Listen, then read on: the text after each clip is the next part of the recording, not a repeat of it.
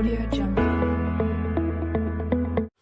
A very warm welcome to another Doctor to Health Mastery series where we aim to enthuse, inform and educate you along your journey towards becoming masters of your own health. Remember, nothing said here is a substitute for seeing your own doctor. This is just general advice. What I would like to talk to you about today is brain aneurysms. This might not be a familiar term to a lot of people, but it is a significant cause of bleeding in the brain. In January 2021, the rapper Dr. Dre was admitted as an emergency to hospital in the United States following an internal bleed in the brain, which was actually due to a brain aneurysm. Remember to stay with us until the very end, where I'm going to reveal some health mastery tips on how to actually spot the symptoms of what could potentially be a brain aneurysm. So what is an aneurysm? An aneurysm is a weakening in the wall of the artery which carries blood to the brain. And the arteries have three layers. One of those layers is called a smooth muscle layer. And you can imagine muscle is usually quite important. It emphasizes strength. And if the muscle layer is quite weakened, then the artery itself can actually then balloon out. So you get a pop out of it. And if it's too weak, or the pressure in the artery is too great, then that weak area, that ballooning, can actually then burst. And that's how you can get a bleed in the brain from an aneurysm.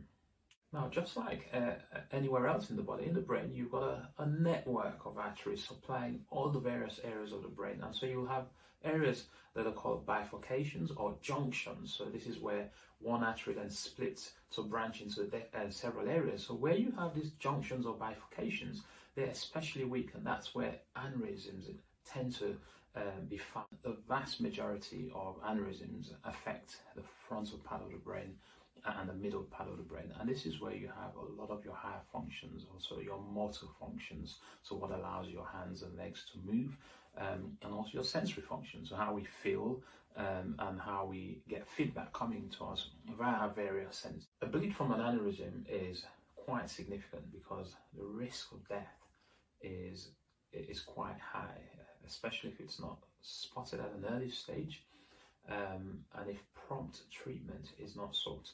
It is important to be aware of who might be more at risk of developing an aneurysm.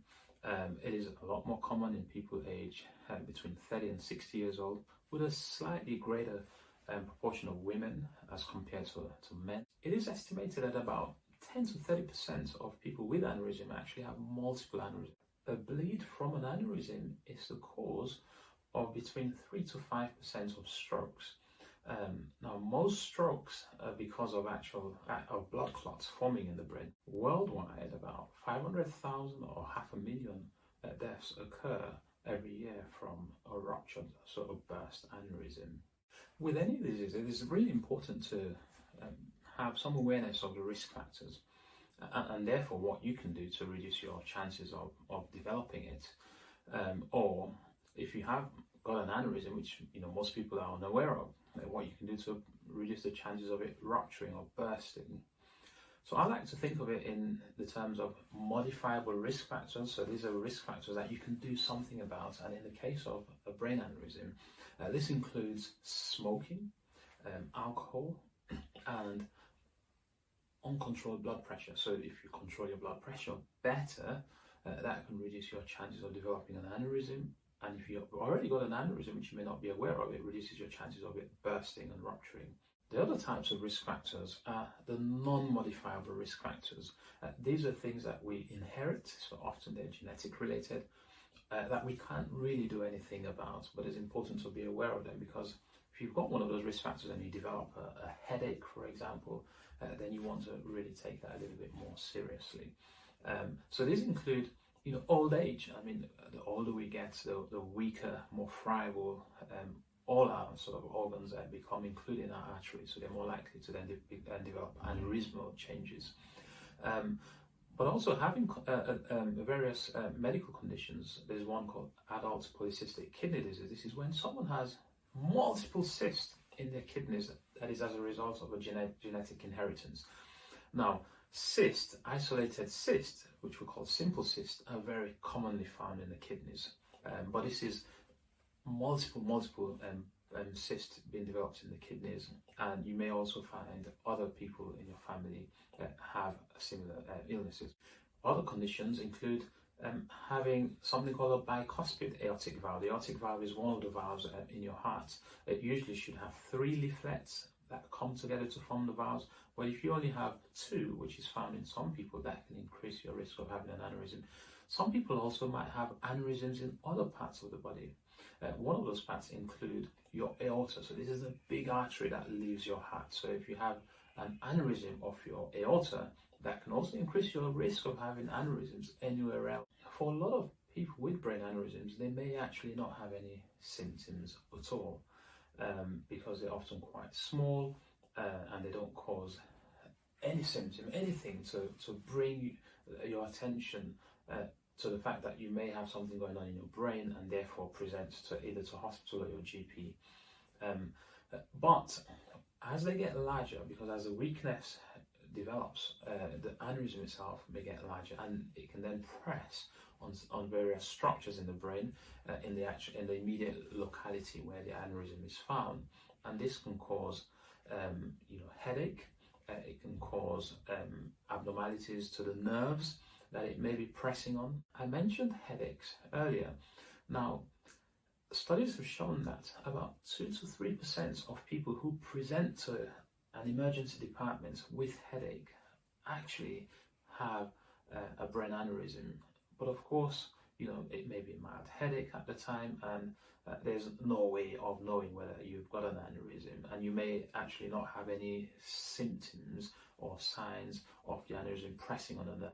Now, a lot of other patients also, an aneurysm may actually only be picked up when they're having a brain scan for something else. So we call this an incidental finding. So for example, you're having a brain scan to rule out the possibility of a brain tumor because of other symptoms you might have, or you have a chronic headache, you've had scans in the past, and you're having what we call an interval scan at some point in the future, which then picks up an aneurysm.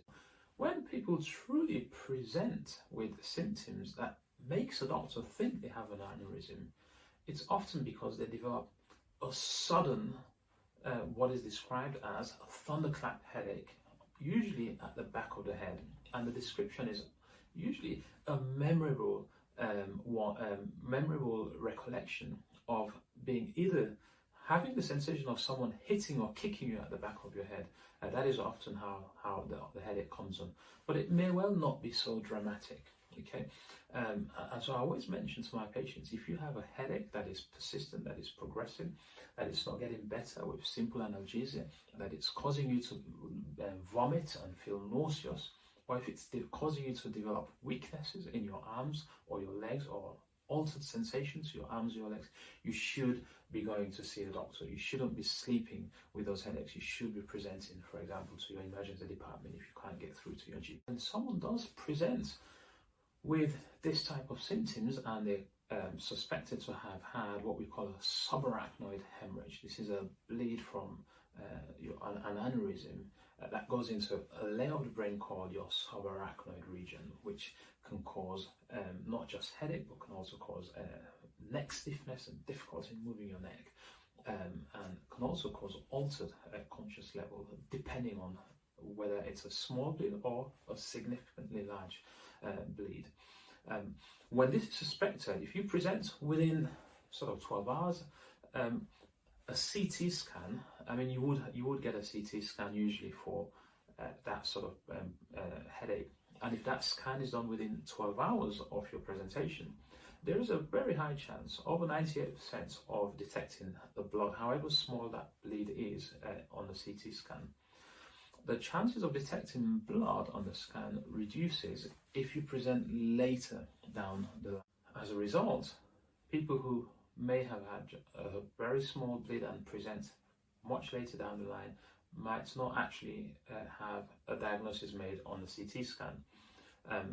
In those instances, the gold standard test, so the best test to diagnose a bleed from a subarachnoid hemorrhage, which is often due to a ruptured, a burst aneurysm, is something called a lumbar puncture test. A lumbar puncture test is a routine test done by a skilled doctor to take fluid from your lower spinal region, where your spinal cord has tapered into a very thin nerve, so there's very little risk of actually hitting your spinal cord, and you can extract that fluid because it's the same fluid that actually circulates and surrounds your spinal cord and your brain. You can extract that fluid and actually analyze it in the laboratory to see whether it has breakdown products of blood. So how do we treat an aneurysm? Well, the treatment is determined by whether the aneurysm has ruptured or not ruptured. So let's deal with the case of a ruptured aneurysm. So this is one that has burst. So and often you'd have presented to your emergency department with severe headache, and they found that you've developed an aneurysm that's burst. The important thing here is to prevent the re-rupture of the aneurysm, because there is quite a high chance of it rupturing again, which if it does, it can be quite fatal, because often the bleed from a re-rupture is quite significant. And so this is done by using medications to control your blood pressure, make sure your blood pressure is as well controlled as possible, to also reduce the spasm within your arterial supply. And in the first 48 hours, you're monitored very, very closely in hospital to check that there's no deterioration in your neurological function, so that's your brain function. Overall, studies have also shown that about 50% of people with a brain aneurysm would re-rupture in the first 6 months if specific action isn't taken. Let's talk about the management of an unruptured aneurysm, and the key part here is actually managing those modifiable risk factors, so controlling your blood pressure really well, stopping smoking, reducing or stopping the consumption of alcohol. Now, beyond that, a decision has to be made as to whether or not surgical intervention needs to be done here.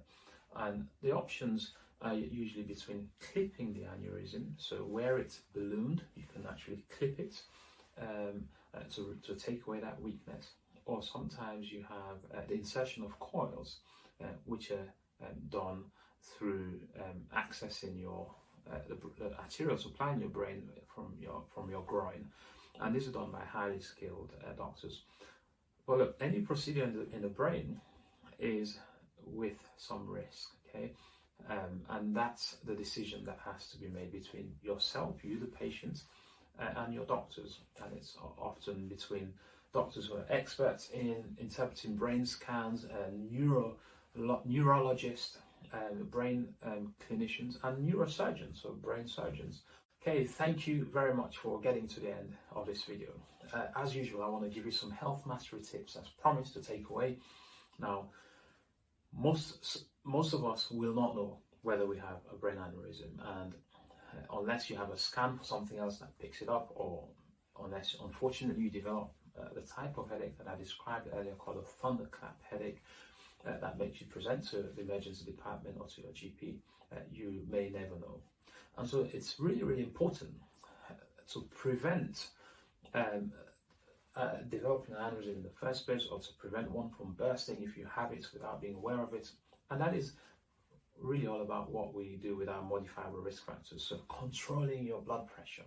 Okay, so are you exercising regularly? Are you having low salt in your diet? Are you having a healthy, balanced meal? If you have been diagnosed with hypertension, are you taking your medications regularly as advised by a doctor? Stopping smoking and alcohol, because these are key risk factors to the development of brain aneurysms and to their later rupture. And as I mentioned earlier, a bleed from a brain aneurysm can be quite significant and fatal. So it's really, really important that we take measures to prevent these things. And you can see from a lot of our videos, a lot of these preventative measures like stopping alcohol, stopping smoking, controlling your blood pressure, exercising, eating well, these apply to a lot of medical conditions. So actually, you can, by just doing it, you can reduce your chances of developing so many illnesses. So be positive, stay with it, and keep going, and make them a regular part of your daily habits, your daily routine. That makes you more likely to win. Remember to look at our website at doctor2u.co.uk, so that's drtoyou.co.uk, and You can actually request a test online without the need to see a doctor, but all the results are reviewed by a doctor before they're sent out to you. You can also book online consultations, so you can have a video consultation with a doctor to discuss any symptoms that you may have. I hope you enjoyed this video, and if something really stood out for you, make a comment, give us a like on the video, and share it with your friends and your family. And remember, we're always here to help and advise. So if you have any queries, feel free to go to our website on Docs2U and browse, or pick up the phone and call us, send us an email. We'll be more than happy to help you along that journey towards becoming a master of your own health. Have a great day.